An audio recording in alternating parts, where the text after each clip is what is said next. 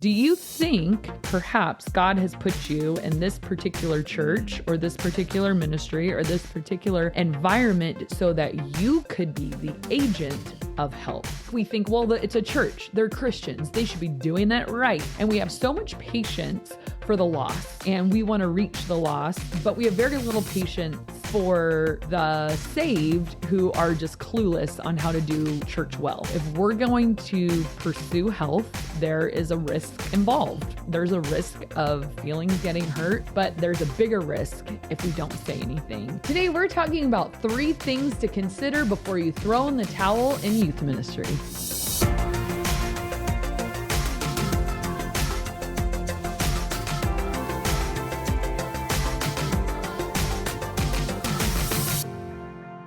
Welcome to the Ministry Coach Podcast, where we bring you weekly tips and tactics to help you fast track the growth and health of your youth ministry. My name is Jeff Lascola, and this is Kristen Lascola. Wow, you did that in one take. Normally, we have to cut because he can't say that. I'm sure I'll add some other outtakes as we go on. If you haven't ever stayed to the end of our episodes, like if you got too bored and you clicked off, it's my favorite part. There actually is bloopers. Bloopers at the end because usually, I can't get through any intro without messing up. Anyways, what are we talking about today? Okay, so this is a question that has come up recently of things to consider before you make the decision to quit your job in youth ministry. Like before you're going to throw in the towel because you're... Yeah, maybe you've reached the end of your rope and you're like, I'm going to offer my resignation. Consider these 3 things before you do, because there is a time to quit. That's not what we're talking about today. I mean, maybe it is time to quit. I don't know. But just before you take that leap, before you take that jump, before you put in the resignation, let's just stop and talk about a couple things real quick. Us, me and you. Let's talk about it. And I'll just listen in. So go ahead. And you, Jeff, you can talk too. Okay, so number 1, before you quit, ask yourself this question.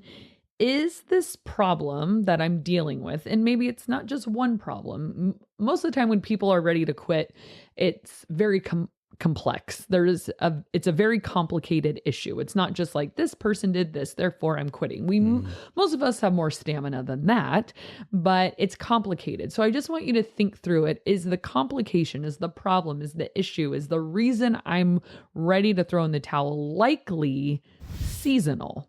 Is this something that had a beginning and most likely will have an end? And I'm not saying the end will be tomorrow or in a week. The season could last a year or 2, but is it just a seasonal problem that has got you just by the throat and you can't see any way out except to quit?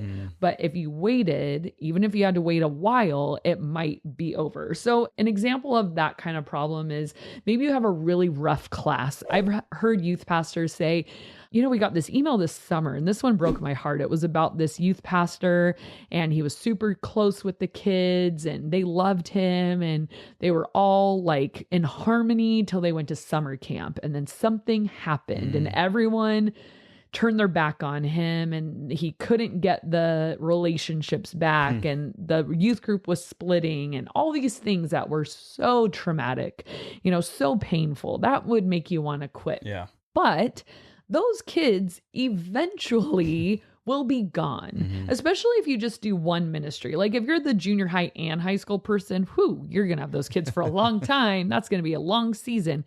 But for me, sometimes when I have a class that challenges me to the point where I'm like, where do I even work? Is this a youth ministry or a prison? Like a juvenile detention center or something? I think to myself, they will graduate at some point. They are not going to be... They may not graduate, but they just won't be in your ministry anymore. They'll age out of it. Don't drop out of school, kids. But yeah, it could be that. And maybe it's their parents also that are just adding fuel to this drama and this fire, and their parents don't like you. And then the parents are talking and your approval rating is going down and all these things, and you're trying and you've just had it. They will not be there forever. I mean, the amount of students, families, parents that have come and go in my ministry, it's just like, after you've been in it for a while, there's some really meaningful people you remember, but it's like yeah, that was a season. They came and they went. Or maybe it's the church leadership. Believe it or not, church leadership usually does change at some point. Maybe you're one of the ones that you've got a tough senior pastor and he's not going anywhere. But, you know, I've had like 3 or 4 different bosses in my time in youth ministry. So he or she may not be there forever. That might be a season. Or maybe the season is a lapse in your own personal motivation or drive or passion. And you might just be like, I thought I was passionate about youth ministry. I guess I'm not anymore. Well, maybe, or maybe it became a job and now you're tired and you're kind of passionless. It doesn't mean you're not meant for it. It just means you might need to like figure out how to get your mojo back, and you might be able to. We're not going to wake up every day with a student ministry fire in our hearts. You know, some days we'll just plateau on our passion. And I think it's not sustainable to maintain high passion every single day. But if we never have passion, then we gotta kind of wonder. So maybe you're just like in a weird personal season and you don't have the same gusto you had at the beginning. It's kind of plateaued. It could come back just because you don't feel it. I think emotions are a really bad way to make decisions, and emotion isn't always a great indicator. You might be not have that fire in you right now, but you might still be effective. Like you could preach a great message and reach out to kids and show them who Jesus is and the love of God with little passion. You know, obviously we want it. I'm not saying passion in youth ministry doesn't matter. It's overrated. I'm just saying even people who love their job aren't passionate about it every single day, every single week, every single month. Because there's so many, like you're saying, so many external factors. So many external factors. Yeah. I mean, you might be off for a lot of reasons. Right. And your team is supposed to be a Super Bowl contender, and they're 1-3 right now with a quarterback who has a calf injury, and maybe it's really affecting your day-to-day life. For example. Jeff, is there some things you would like to talk about? No! Are you mad at the Bengals? Not here, not now. He's mad at the Bengals. Well, Joe Burrow, if you're watching, which you probably are, you get that calf figured out. Figure out your cap. Because I can't spend another Sunday like this. I'm just saying. Yeah. Okay. Well, we're very sorry to hear that, Jeff. But you might just. I was just throwing that out. I was a hypothetical. But yeah, I mean, you're going to ride highs and lows. And I just think some people think, well, I used to love it. Now I don't. Peace out. Yeah. Peace out, youth ministry world. It's like, well, I mean, wait it out. It could change. Okay. So number 2, is it the job itself you want to quit? Or do you want to quit the environment? Because those are hard to tell where one ends and the other begins, because they're very interlocked. And can you really have the job without the environment, or the environment without the job?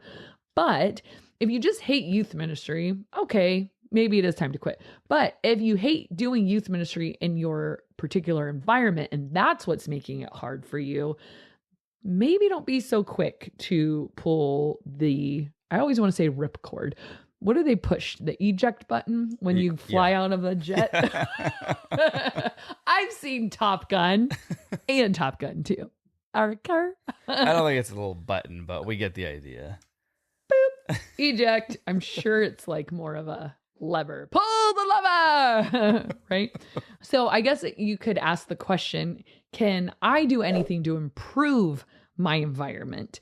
So kind of this leadership mindset. And you might be thinking, well, I'm not the leader. Well, there's a way to lead actually your organization when you're not in charge. So I think a lot of people want to enjoy the benefits of a healthy environment. And they were like, well, I want to work in a healthy environment. But people usually don't think they can or don't want to be the one to build that healthy environment. They kind of just want to be plugged into. Yeah. And they think it's someone else above them's job to make the... Yeah. But let me just propose something to you really quick. Do you think... It's a question. I don't know the answer. Do you think that perhaps God has put you in this particular church or this particular ministry or this particular environment so that you could be the agent of health? And if you think ministry is supposed to be just laid out before you and easy, I would challenge you to read any of the major or minor prophets of the Old Testament. And I would challenge you to read Paul's letters at all in the New Testament, because he worked with some very unhealthy churches. The major and minor prophets worked in some extremely unhealthy spiritual environments, and it was uphill, but they were supposed to be the agents of change in the house of God and call people back to health. And I think we think, well, it's a church. They're Christians. They should be doing that right, you know? And we have so much patience for the lost, and we want to reach the lost, but we have very little patience for the saved who are just clueless on how to do church well. Right. You know, and you could be the one to do it. Like, what if God, to quote Esther, you know, in such a time as this, what if God, when Mordecai says that to her, it's like, yeah, God has placed you in this time in history, in this church, in this city, in this job, maybe to be the agent of change to get this thing off the ground. And you might be waiting for your senior pastor to wake up and start implementing some healthy leadership principles, and they just may never put two and two together. Right. So one suggestion I would have is we do this at our church, and it has proven to really move some things along. It's called Essentials. And so what we do once a year is we gather the whole staff, and they have these little squares, like they look like Post-it notes. Some are blue, some are green, and some are red. And everyone gets 3 of each color, but you can have as many as you need, depending on what your situation's like. So the green is, let's celebrate what's going well. So everyone fills them out. And so we did ours today, actually. That's why I was thinking of it. So I wrote today, like, oh my gosh, our women's ministry is doing so well. You know, it's being a growth engine. There's so many women coming. It's doubled in size, like awesome job. And then you have your red, and these are the things like, this is not working. So I wrote things like, you know, there's some aesthetic things going on, you know, in different parts of our church that we really need to call attention to. We have this culture of messiness. I think we need to button up this and that and whatever. And then there's blue, and blue is like blue sky thinking, like possibilities, like what's next. And so on that, that's like time to dream. Like, oh, you don't think of all the reasons why you couldn't do something. You just think, if we could do anything, this would be amazing. And so in that way, you get to hear from everyone. I don't remember what I put for blue, or I would have told you. I wanted our children's ministry to have a team of people that like think it's the best place to serve ever, you know, because they need more volunteers. And so like getting more volunteers for our children's ministry, and people that are going to stick around, like people that love being there. That's what we're doing. That's what I was hoping for them. So this just gives the opportunity to point out some areas where you see some unhealth, and everyone gets to chime in. And then from that point, you kind of group them into categories. And then in the weeks to come, this is where the hard work comes, because it's real easy to identify problems, but bringing solutions. Leaders always bring solutions, not just problems. So then as a team, collectively, or bringing the right people to the table, you start to work on these problems. You prioritize them, not only work on the problems, but work on the blue sky stuff of like, hey, well, what could we be? What could we do? So start to, I mean, what if you were the one to suggest this to your senior pastor, and you guys got a huge surge in health simply because people on staff were able to talk about, hey, like this is a huge problem and we need to address it. You know, there might just not be a platform. Like, what do? Fill out a comment card like, hello, I don't like this about our church. Love me, the youth pastor. John Doe. I know him. You know, and so I think this is just one example, but could you be the agent of change for health in your church? Because if it's the environment you're leaving, please don't just ball it up and throw it away. Like, I just want our pastors to understand how much God loves the church and how much we need to love the church and how we need to give it our best before we throw in the towel. I think we live in a culture that is so quick to give up on people. I think we are so quick to give up on things that don't please us or fit us. And I've been super challenged by that lately of just like, don't be so quick to give up on things just because it doesn't suit me. But does God want you there? Can you make it better? Don't wait for somebody else. How can you make this environment what it is meant to be? You could be there for such a time as this. And there could be a lot of opportunity for your church if you kind of address those things. But kind of like you were saying, most people miss opportunity because it's dressed in overalls and looks like work. Yeah. You don't want to touch it. It's like, oh, never mind. Going back to what you're saying, though, you said you do the essential meeting, you write all this stuff on Post-it notes, and then you come back or then you start doing the work. How long of a time span are you talking about? I mean, that could be a whole year. Okay, so it's not like 1 week, everybody come back. I think you could pick off things that are like, some of the stuff is so simple, like someone's red thing today had to do with trash. And it's like, okay, well, let's break down the boxes and throw it away. Right. But some things are going to take a long time to implement, like changing the whole culture of a particular ministry and its volunteers. So it's not like you give every week we solve a new problem, but we're constant. I think the worst thing is like, we brainstormed, yay, we did nothing with it. Right. So when you said that they come with solutions to the problem, is that within the original meeting, or is that like, hey guys, think about it for a week or two and then we're going to come back? Yeah. And it's not everybody. So like, there's some things that only our campus pastors and associate pastors will work on because it has to do with them. There's some things that only our admin will work on because that had to do with her. There's something that's meant only for our facilities team because it had to do with the building. And so they're going to be working on it. So you can dole out assignments of like, this is your stuff to work on. And then there's some stuff that the whole team probably needs to come together of like, hey, how are we going to take one step forward in solving this problem next week, or something like that. Okay. It really depends on what the red and blue stuff are. Yeah. I mean, and that's what's going to take up most of your time, the red and blue for sure. And then I want to ask one more question. I think you're going to move on to your next point here, but within that meeting, because a lot of feelings can get hurt, how do you go about treading that? Like, how do you go about navigating the because the other thing it could be is children's ministry, everything going good. The senior pastor, everything going good. And all of a sudden it's like youth ministry. It's like, oh my gosh, every red and we've card. Had that. So yeah, it's hard. It is hard. We've had years church-wide, not just at our campus, where our red board was filled with one ministry. Everyone complained about that one ministry. They were a support ministry and everyone's complaining about it.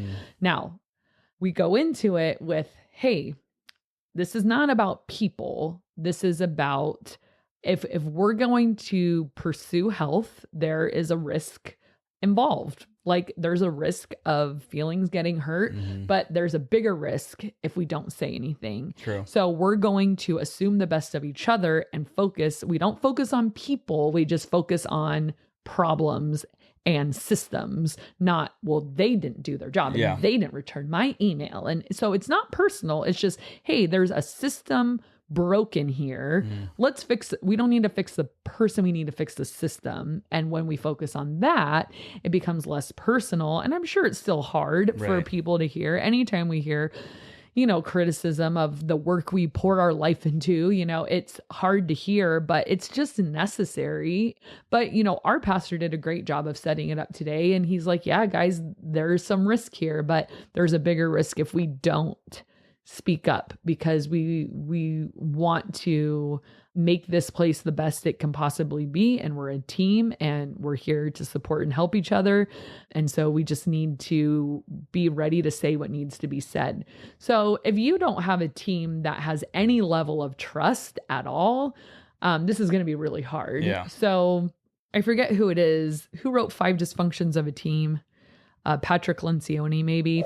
that's the number one thing he talks about is like, you can't get anywhere if your team doesn't have trust. So if you're like, oh my gosh, I could never do this at my church, like we would be at each other's throats. Okay, let's back up a second. Maybe we need to read 5 dysfunctions of a team together, and we need to at least lay some groundwork for the ability to speak truth to each other. And let's do some trust building things. So maybe that could be your first little baby step of being an agent of change, is saying, hey, senior pastor or whoever's in charge of me, could we read 5 dysfunctions as a team, 5 dysfunctions of a team as a team, and kind of talk about it at our staff meetings. So something like that might be your first step if you're really like in the red with relational equity, with people. So there has to be a level of relational equity, trust, all that. I said a couple things today that were kind of hard to say, and I'm sure hard to hear. They weren't personal toward anyone, but it's like, well, I love our church, so I'm willing to take a little bit of a risk to make sure we constantly get better. But if I was already tension with someone and then I had to say something hard, I've heard of staff meetings going terribly wrong for that kind of stuff. So yeah, that's a good question. We'll go ahead and link that book in the description below if you did want to take a look at it, or give it for your team or something like that. So anyways, moving on. Next point. Number 3, before you quit, could you develop your role into something else or something more that would help you enjoy it more, or put kind of fresh wind into your sails? So maybe you're feeling a little stale or stagnant and you just have more in you and you're just like, yeah, I like my job, but I wonder, before you quit, if you could absorb something else that might excite you and get you to use a different gear and think and work differently, that would continue to fuel you. Because sometimes I think youth pastors are such capable leaders and they just want more. Like it's just, they want a bigger net to cast of their ministry. So maybe it's just you are ready for something else, and it might not need to be a whole other ministry or a whole other church. Couldn't you expand your role right where you are? Here's some thoughts for that. What if you led a missions trip? What if you it doesn't even have to be for youth. Like, what if you led the Israel trip for your church or something? What if you led and taught parent workshops? You know youth better than anyone at the church. So maybe a couple Saturdays, or I don't know, after church on a Sunday, you do some parenting workshops and teach parents how to navigate social media with their kid or something like that.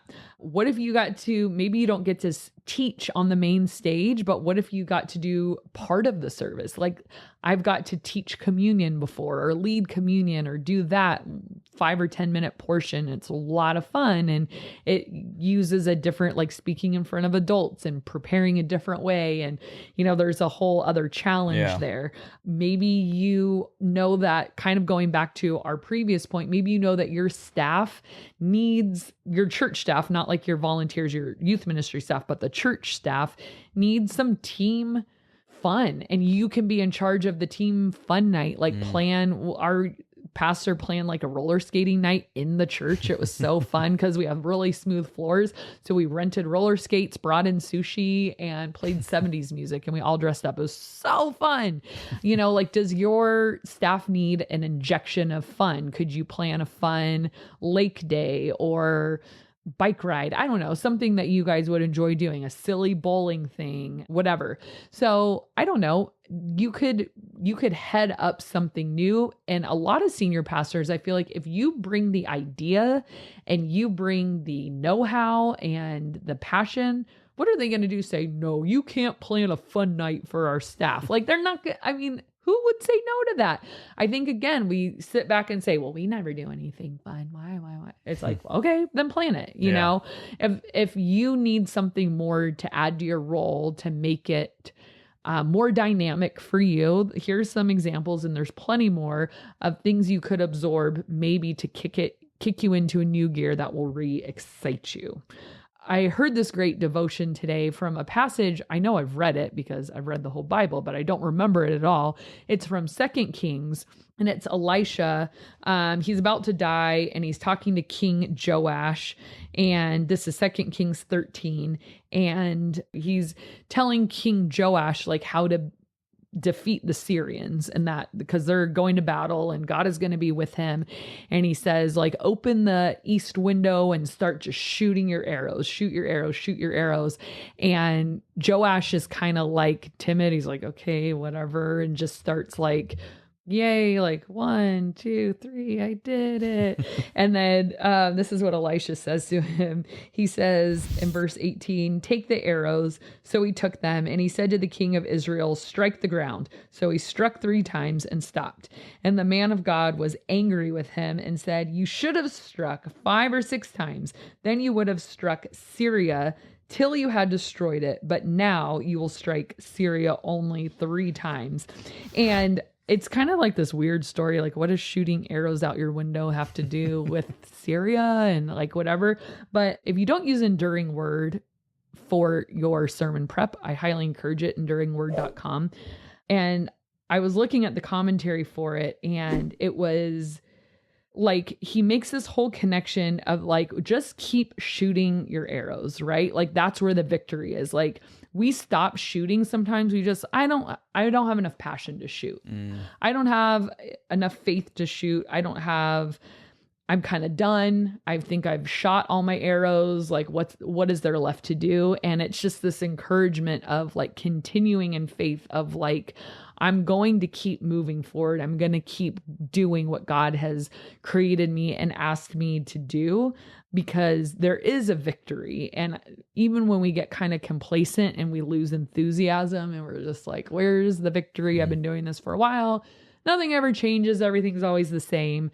I love that story of like, if you had shot more, you would have won more. Like, just keep going, because God might not be done with you yet. And the cool thing is, imagine if he had shot more arrows, he would have got more victories. It's like, oh, you shot 3, you get 3 victories. Yeah. But what's that saying? You miss all the... You miss 100% of the shots you don't take. Yeah.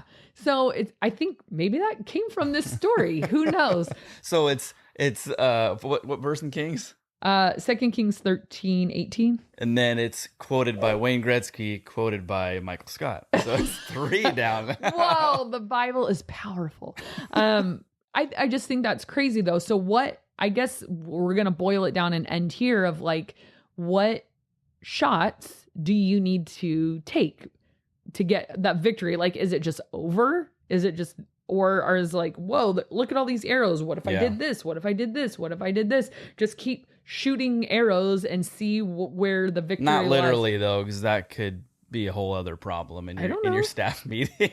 I have eliminated all of my problems, and it only took 4 arrows. That's a small staff. JD, our campus pastor, he actually did bring his bow and arrow, and he shot some arrows today. In the church? It was out the window at a haystack. A bale of hay, I guess. Depending on which window, that could have been a problem. It was the garage door thing he opened. Oh, okay. Yeah, so he had plenty of room. But yeah, I was like, yeah, that makes a lot of sense. So keep shooting, guys. Just shoot your arrows. Where's the victory? Let's keep going. So that's a little encouragement for you. We did a while back an episode called How to Find Motivation During Frustration. If you do want to take a look at that, just to kind of continue the discussion here, we'll link that in the comment section below. But right now, we're going to go into a question of the day. And we really want you guys to answer this if you're watching on YouTube, because it's going to tell a lot about you. And we are going to pour our hearts out too right now. No, it's not going to tell a lot about you. But I hope not. It would be a funny thing to write down. Or scary, depending on who you are. The question is, what was the thing you got in the most trouble at school for? Okay. I could probably think of one where I got in more trouble. I mean, no. Okay, this is probably the pinnacle of my consequences. So, used to pack cup of noodles for lunch, and my school was great. They would put out hot water, and because we all would bring cup of noodles. So, unfortunately, we forgot forks that day. So cup of noodles, no forks. Obviously use your hands, right? Gross. So we are just putting our hands in the soup and eating the noodles. And this noon duty came up and she's like, that is unsanitary. Is it? She's not wrong. And here is our consequence. We had this thing at my school called red feet, and there were these 2 footprints on the blacktop that were like red. And when you got in trouble, you just had to go stand on red feet. Like a timeout, I guess. And I was in elementary school until the time was up or whatever. So she's like, that is unsanitary. And I was like, I don't have a fork. And she's like, you need to go stand on red feet. So I had to stand on red feet for eating cup of noodles with my hands because I didn't have a fork. That kind of seems like an overreaction from here. I agree. That's not the worst thing I did, but that was the worst consequence, because the worst thing I did was also at lunch. We had Lunchables, and it's those little discs of turkey and those little squares of cheese. And one of our noon duties had left her car windows cracked. Same noon duty teacher? No, different one. And we were trying to see if we could get like from where we were sitting, like a youth group game, throw the turkey in her car. And I made a few, but they didn't know who did it. And so nobody would confess. And then I felt bad. And I went up and I said, hey, I'm sorry I threw the Lunchables in your car. And she goes, oh, Kristen, I would have never guessed you. And that made me feel even more bad. I was like, my reputation's gone. But she didn't give me a consequence.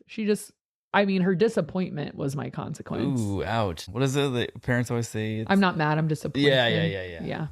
That's more of a consequence. In first grade, it was at the bus stop going to school, which I kind of feel like shouldn't have been. Don't try to justify this. No. The action was bad. I feel like it should not have been the school to discipline me. Because it happened off of school property. Because it happened off school property.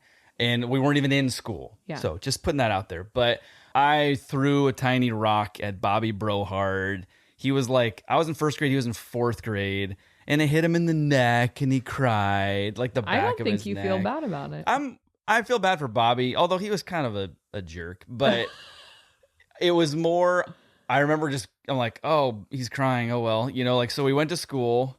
Like everything is totally fine. And then I get pulled out of class and they're like, the principal's yelling at me and stuff like that. And I was kind of like, what are we talking about here? And then I figured out it's like, oh, you mean the thing that happened like at home, basically? I'm like, we get in trouble at school for those things too. Uh-huh. So it was confusing for a first grader, but I got detention, but it was kind of like red feet, but it was like for the next, I think they said for the week, you have to stay on like this one area during your recess period. And I thought it was just for the first day. So I went there and paid my sentence. And then the next day I didn't go. And then I got in more trouble, which I didn't know I was supposed to keep going. Ooh. But to this day, I'm still like, I don't know, like maybe a stern talking to, but it's like what? I mean, that was maybe because it was the bus stop and it was like, okay, what if it was like, not to be a technicality, but it's like, what if it was walking to the bus stop? What if it was really early in the morning, or the bus drops us off and we're walking home and then something happens? I don't know. I am still a little miffed at that. Well, if that hadn't happened, you would have never got a consequence. So maybe that was God avenging Bobby Brohard. Could be. Yeah, maybe. Because you wouldn't have gotten a consequence. So there you go. I wouldn't. And I definitely deserve the consequence. No ifs, ands, or buts. Hey, if Bobby's out there, what would you like to say? Bobby, I apologize for hitting you in the back of the neck with a rock. But nope, just leave it at that. No, healing. It's healing. But hey, do we have a comment of the day? I went to, this was an at-home issue that needed to get addressed. All right, let's do a community comment of the day. This comes from S81116. This is an AI robot. Thanks, AI. He or she writes, game changer, pun intended. Hey. I'm so glad to have stumbled upon this podcast. Kristen and Jeff are the perfect team and so fun to listen to. The things I've learned have been invaluable, and they willingly share resources. We now have played 7 of their games, and my kids have loved them all, which is saying something for my picky group. Thanks for what you guys are doing. Cannot rate this highly enough. Thank you. Thank you so much. Thank you, 1871187. Thanks, AI, for writing a great podcast review. No, thank you. We really do. Appreciate you guys watching and listening, and we will see you next time. Do you? Today, we're talking all about how to unstick your stuckness. And they just may never put 2 and 2 together. Right. So, excuse me. So one suggestion is that excuse me. Don't do that, kids. Stay in school. All right.